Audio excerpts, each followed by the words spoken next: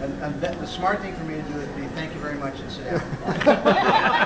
I'm a little worried. I might go downhill from that. But I mean, thank you for taking time out of your evening.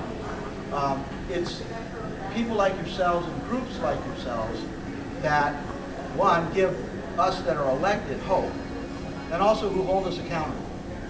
Because I know it can be difficult work in this political environment, where being a Democrat isn't necessarily considered to be the high end of the political spectrum, except for the things that we believe in, which are the things that working men and women desperately need.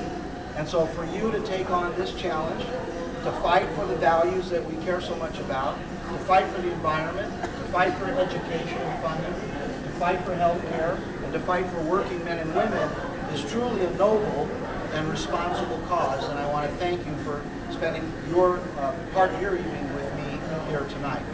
I represent the 35th Assembly District, which is Oxnard in the south, Ventura, and Santa Barbara. It's about 100 miles long, and when I travel my district, I'll go up to San Ynez, and they make some great wines up there. You come down to Carpinteria, they have cut flowers and chocolate. And when you get down to Oxnard, that's where 25% of every strawberry eaten in this country is raised. So when I bring all that back home and show it to my wife, she's one happy camper. I've done it. She thinks it's date night when I do that. But I was elected in '04, and I'm termed out in 2010. And sometimes you don't pick it, it picks you.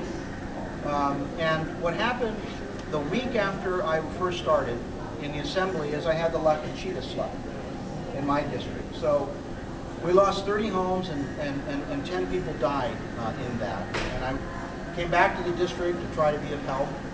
And when I got back to Sacramento, Fabian Munoz, the speaker, said, because of your public safety background as a prosecutor in Fresno and Santa Barbara counties, and working with law enforcement and first responders, I want you to be the point person in the assembly on all of the issues having to do with emergency and disaster.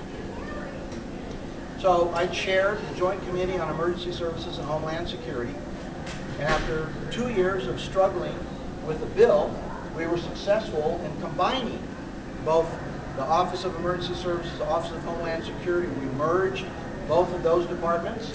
And if you've seen the trucks that say CalEMA, California Emergency Management Agency, that was my bill that caused that merger.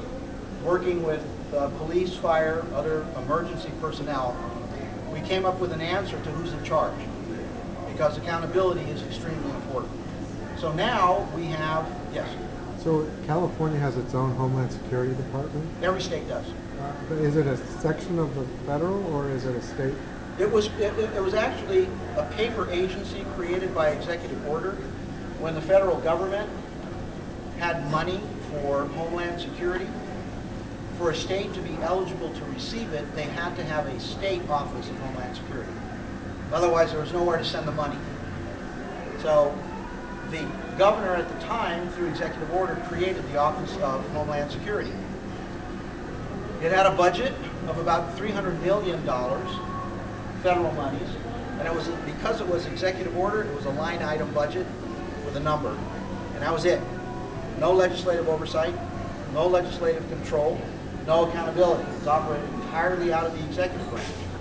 And so they spent close to $800 million on questionable kinds of programs and projects, because there wasn't anybody who was in a position to make them stop. So when we merged the two agencies, that budget item now is fully explored and expanded.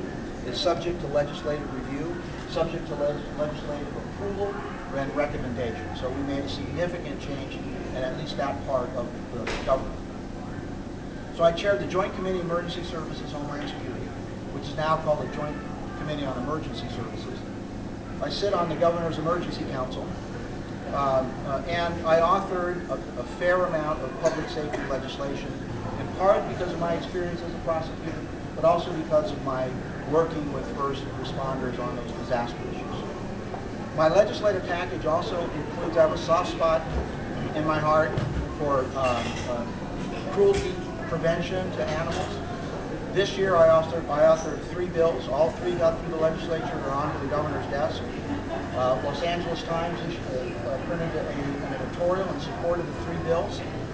The Humane Society of the United States supports the 3 bills, and in fact today at 10 o'clock in the morning I learned that I have received the Humane Society endorsement for Attorney General for the state of California. The 3 bills, thank you, and I'm very, very proud of that.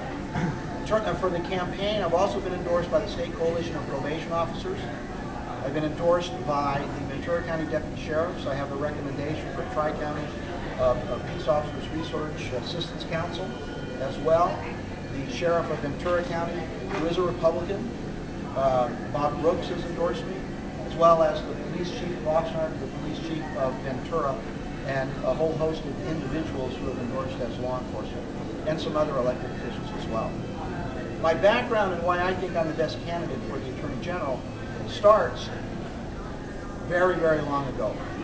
It starts because of the stories that I learned from my family. My mother grew up in Colton, California. Anybody know where Colton, Southern California? And told me the stories about when she was a child growing up. There was one movie theater in town, and they had reserved seating for Mexicans. Because remember, they weren't Latinos, they weren't Hispanics, they weren't Mexican Americans. If you were a Mexican American in those days, you were a Mexican. And the Mexicans had in this theater the first 4 rows. It's the only place that they were allowed to sit in the theater, the first 4 rows. There were cities in California at about that time that had public swimming pools. They paid a nickel, a dime, or whatever. The public could use, they call them plunges. I don't know if you remember those. In those cities, people of color were allowed to swim on Thursdays, and only Thursdays. And you know why? Because they drained the pool Thursday night, refilled it with fresh water and chlorine, and the rest of the community could swim Friday, Saturday, Sunday, Monday, Tuesday, Wednesday. Thursdays was again reserved for Latinos and African Americans. And I bring those stories up because as much progress as we have made and the celebration that we feel with an African American as the President of the United States, there's still much more that needs to be done. Because I believe that the deprivation of a right to one is a deprivation of a right to all of us. And so California deserves an Attorney General who still has that history fresh in their mind and who knows the kind of harm that it causes to a people to segregate those strictly on the basis that they are somehow different.